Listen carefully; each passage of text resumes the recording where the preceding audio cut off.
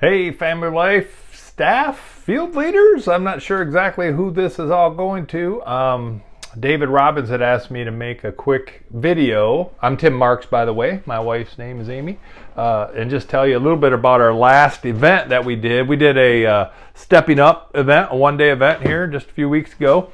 So Amy and I have been using Family Life materials for, man, longer than I care to say. Probably approaching 2 decades now.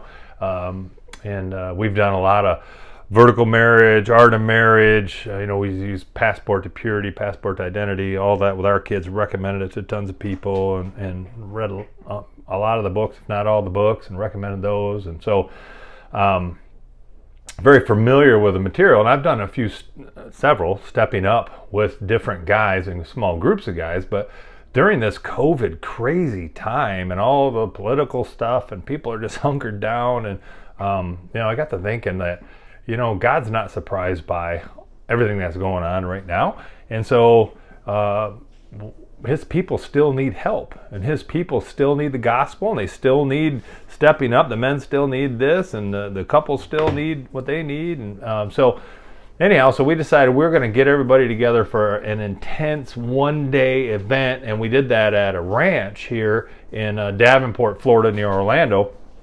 And so because of COVID, some people didn't feel comfortable being there in person, although a lot of people were okay with it, and maybe they just couldn't travel or whatever. So we had, I think at the low point, about 80 people, and then at the peak at the ranch, we had about 100 people there. And then we also streamed it out on YouTube at the same time. And there were groups, sometimes it was a guy and his 2 sons, and sometimes it was a guy and 22 people. We had one guy that had 33 people there. So we had a bunch of different people plugging in, and we figured another 300 were probably plugging in online. And so the whole goal was not to get into every last little nitty-gritty detail of Stepping Up, but the goal was to expose men to the program. And some of them that had been through it before got involved again, because what we taught was get out and do something with it. That was what we were teaching at the ranch there. So and guys were leading small groups, and I remember one guy I had come in, and he wasn't necessarily thinking he was going to lead a small group, but I happened to know that, he's a great communicator, and I thought, hey, you can lead one of these small groups. I said, so you ready to lead one? He's like, well, I don't know. I said, here, read this question for me. He read the question. I said, you're ready to go. Good. And he did a great job keeping everything going and moderating for the group, and he shared himself. And so it was just a great day. And I could tell you a bunch of testimonies, but probably one of my favorite is Tim Bush and I were going to lunch the day before. So Tim Bush came in to, if you don't know, Tim and Kathy Bush from Washington State, great couple. Tim came in to share his testimony and just kind of help things move smoothly along. It was awesome having him there. He and I were going to lunch on Friday, which is the day before the event on Saturday. And this guy calls me, who I've known for years, and he said, hey, I just want to let you know I can't go. My wife's going to be leaving me, and the world's falling apart, and I just can't make it. And I said, brother, you have to be there. This is where help is. I happen to know that he doesn't have anybody who can help him really spiritually where he's at. So he drove 2.5 hours. And the reason he did is Tim was sitting in the truck next to me. I don't have to be the guy with all the answers. Tim was sitting next to me, and he and Kathy had similar situations as this guy had. And so I said, remember that guy I was telling you about, Tim Bush, that's coming in? He's sitting right next to me. Why don't you talk to him? And I just put Tim on the spot. I handed him the phone, and he did a great job. He talked for probably, 10 or 15 minutes. The guy showed up. Long story short, he was basically contemplating ending his life that night. He had told me the next day that I was just going to take the wheel and wham into a tree. He was down. And so he ended up going through the whole event.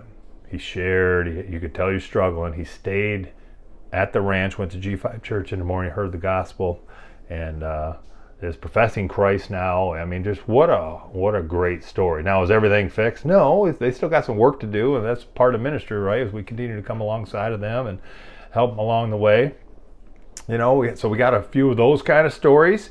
And we also have other stories where guys came, they shared their testimony. They're already, pretty good at leading small groups and stuff. I got a guy in Tennessee, his name's Tim as well.